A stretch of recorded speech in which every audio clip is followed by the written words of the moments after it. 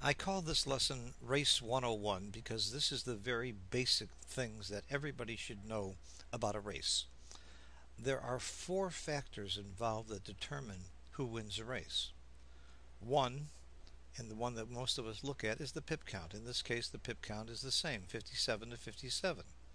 But red's going to win a lot more often than blue because he's on roll. So the second factor is who's on roll. There's a big advantage in being on roll. The average pip count, the average roll is about 8 pips, a little bit more than 8 pips.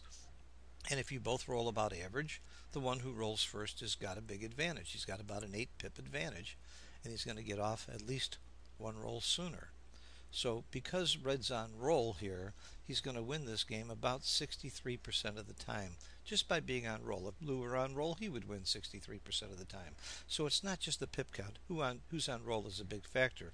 But it's also two other things. It's also about distribution and about the length of the race. Well, let's start with the length of the race. Right now, the pip count is 57-57. If you put all 15 checkers on the ace point, instead of red winning 63% of the time, he's going to win more. He's going to win 67% of the time. Why? Because the race is shorter and there is less of a chance for blue to catch up. He wins 67% instead of 63. In order for blue to win this game, he has to roll more doubles than red. In the other game, all he had to do was roll higher doubles than red or more high numbers than red. Now, a 6-5 is no better than a 2-1. A double 6 is no better than a double 1. So that's a dramatic sample, but I'll give you a less dramatic sample. This, again, both players have the identical pip count. And remember, when they were all inside, red won 63% of the time. Red's not going to win 63% of the time anymore. He's going to win less than that because, again, there are more chances for blue to catch up. There are more chances for him to roll high numbers or roll doubles and catch up.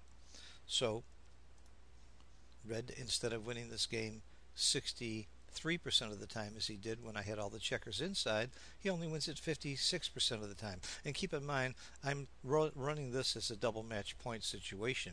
If we were in a situation where the cube is live, if blue were holding the cube here, he gains about an additional 18% or 1/6 of his number because of the value of holding the cube, because of cube vig. So he would have even more than 43% if he's holding the cube.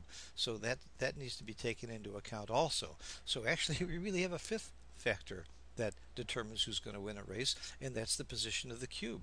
So if there's no cube and it's a double match point or the cube is dead, we have four factors. So I talked about the length of the race. I talked about the who's on roll, and we talked about the pip count. Let's look at distribution now. Let's go back to the original position where red wins this game 63% of the time. Let's make sure I'm right. 63% of the time, and he has 57 pips. Let's give him an open 4-point and keep him at 67 pips. Where am I going wrong here? 58. I'm sorry, it's 57 pips that I'm trying to get to. 54, here's 57 pips. So it's still 57 pips to 57 pips. Remember, when red's distribution was smooth like blue's, red was going to win this game 63% of the time. He's going to win it less now because of this open 4-point. And also a little bit because of this, there's some wastage by having an extra checker here. Look at that, his winning chances went down by about 10-11%. Because of the bad distribution. Let me give you another extreme example of bad distribution.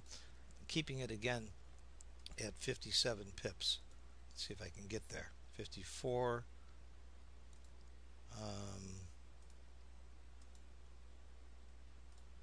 59. I got to come off 2 pips. Okay, we are at 57 pips here.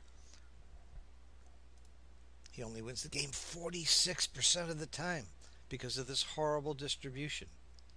So people who used to and still do use a formula that I can double when I'm up by 10% and I can take if I'm within 12%, you can see that ignores distribution and length of race.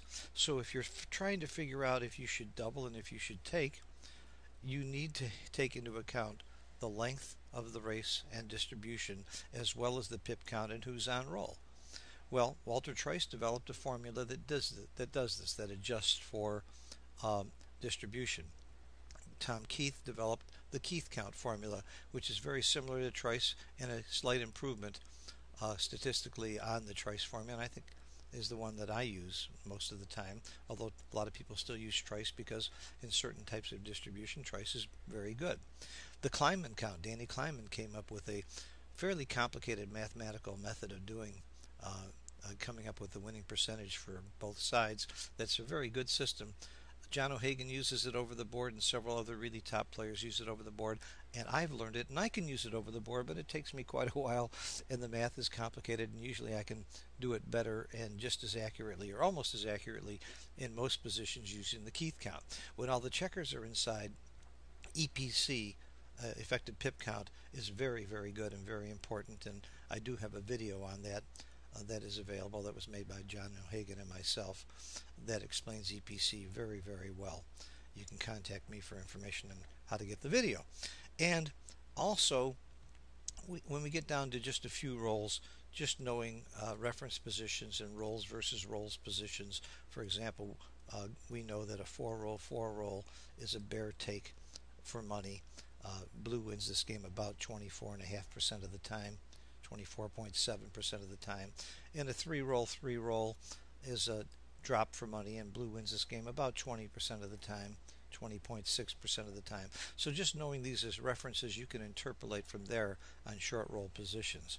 But again, you need to take into account all 5 of the factors that matter that will affect who wins a race.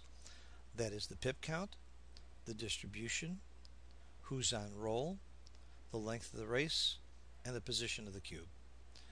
Thanks for watching. I hope this was interesting and illuminating for some of you. I'm sure that some of the more advanced and open players already knew a lot of this, but it didn't hurt to be reminded. This is Phil Simborg for the USBGF. Thanks for watching. Bye-bye.